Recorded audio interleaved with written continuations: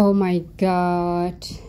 Dubbiin kun dhugaadhaa sila moo akkuma kiyya warri isiniif hin galin jirtu laata? Dhugaa Rabbii ganama yeroo ganama irriibaa ka'u intalli waliin hojjannu gama tiiktookatiin duute jedhanii kan poost godhan argite. Intalli kun hin duute jedhanii dhugaadhaa jettee gaafa shinnatti agarsiistu hin amanne ani. Maaliif jennaan maaliif hin amanini namni keenya namni dogongores waa tokko yoo dubbate yookiin immoo waa tokko gaafa godhe akka duutetti duute jedhaniiti miidiyaa irratti fidanii maxxansu footoo jechuudha. Anis ganama wanni kun wanna jiruuf hin amanne calliseen bira darbe soba jedheen micoo akkas garagareetu laalle soba jedheen bira darbe jechuudha. Hundi keessaniyyuu hin beektu Qananii yookiin immoo haadha manaa artistii Oromoo Andu'aalam Gosaa jechuudha. Micoo asirratti argaa jirtan kuni Qananii jedhamti maqaan ishee haadha manaa Andu'aalam Gosaati. Egaa dubbiin dhugaadhaa dhugaa ta'uu isaa immoo kan inni argee Gurshaa Peejii jechuudha. Gurshaa Peejii hundi keessaniyyuu hin beektu. Warroonni hin beekne Facebook isaa Gurshaa Peejii jedha. Itoophiyaa keessa jira wanta sobaa hin maxxansu jechuudha. Inni peejii isaa irratti wanta dhugaati kan inni maxxansu gaafa isa deemee ilaalu inni maxxansee jira.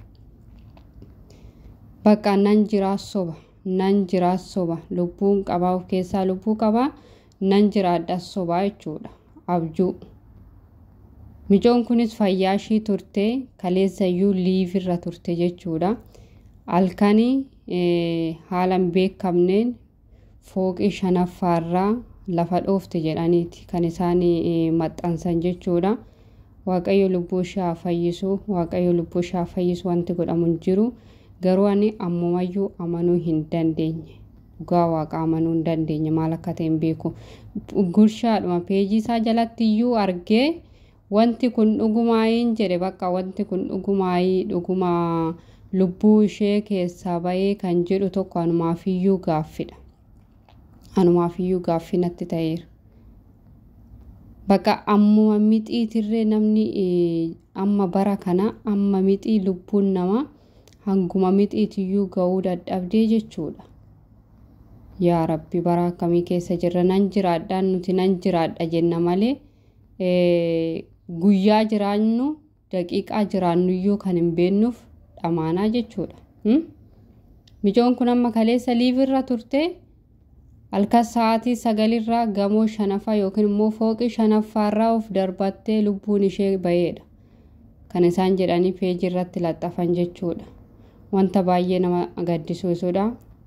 Maatii fi hiriyoota isheetiif jajjabina kennu Waaqayyo dhugaa baay'ee tokko garaana nyaatte baay'ee tokko garaana nyaatte wannuma dubbatanii nama wallaalchise jechuudha. Amma nama fayyaa amma argite. Gaafa sa'aatii takkaan booda daqiiqaa tokko sa'aatii walakkaan booda du'aa isaati jedhanii gaafa poosti godhamu baay'ee tokko wanta baay'ee nama gaddisiisu. Ani maaliif barri keenya maaliif akka akkana ta'e bicha gaaffii natti ta'a jechuudha yeroo hunda. Maaliif akkana ta'e cubbuu keenyatu baay'ate moo maalinni kan jedhu bakka yeroo hunda gaaffii natti ta'a dhugaa dubbachuudhaaf wanta baay'ee laphee nama cabsuudha duuti micoo kanaayi micoo kichuu kanaa duuti ishee wanta baay'ee laphee nama cabsuudha. Garuu ka'umaa gochuun hin danda'amu eega itti fidee gadi eega gamoo shanaffaarraa of darbatte jedhanii gadi homaa gochuun hin danda'amu. Reeffi ishee immoo akka hospitaala deemee poolisoonni immoo akka qorannaa gaggeeffamuuf kan hospitaala erganiidha. Garuu faayidaa tokkoyyuu hin qabu. Eega ishiin lubbuudhaan darbite reeffa ishii qorachuun waa tokko bu'aa dho'imayyuu hin qabu. Osuma immoo riizaaltiidhuma dhugaatiyyuu baa ta'ee dhugaa ishii suni hammam uummataaf ifa ta'a. Maal taate akka isheen lubbuu ishee darbee maal taate akka isheen of darbachuu dandeesse ifa ba'aayii kan jedhu hunduma keenya fuugaaf fida obboloota koo. wanta baay'ee nama gaddisiisudha. Akka ishee amma lubbuun darbe kuni goota keenyan tokkuma lubbuun. Innis daqiiqaa tokkoof maatii bira ture, daqiiqaa tokkoof immoo hin jiru. Isheenis immoo halkanii sa'aatii 9tti gamoo irraa of darbatte. Wanta baay'ee nama gaddisiisudha. Daqiiqadhuma sa'aatiidhuma baruma hamma xiqqashuu kana jiraannuuf jecha takka miidiyaa irratti wal nyaachuu, takka cubbuu walirratti yaaduu, takka daba walirratti yaaduu wanta gaarii gochuu dadhabnee jechuudha. Kanuma hamma jiraannuuf hin beeknee fi boru duunee keenya kan hin beeknee fi sa'aatii tokkoon booda duunee keenya kan hin beeknee fi wanta gadhee walirratti yaadaa bulla. Tini galee mucoon kun amma kaleessa liivirra yeroo ishiin turte nan jiraadhaatti beekti malee lubbuun koo halkan sa'aatii 9tti fooqirraa of darbadhee nan du'aatti of hin beektu jechuudha. Hundi keenyayyuu akkasuma. Hundi keenyayyuu sa'aatii lafa kanarraa biyya kanarraa mana kiraa kana gadi dhiisnee deemnu sa'aatii isaa hin beeknu. Nan jiraadha jenna malee jiraachuun keenya sobaa jechuudha. Akka abjuuti.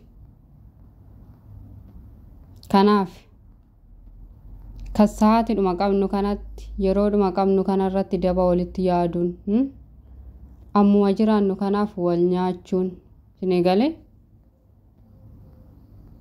meeqaa keenya amma jiraannu kana keessatti kan walii keenya jaalatee waliin jiraatu meeqaa keenya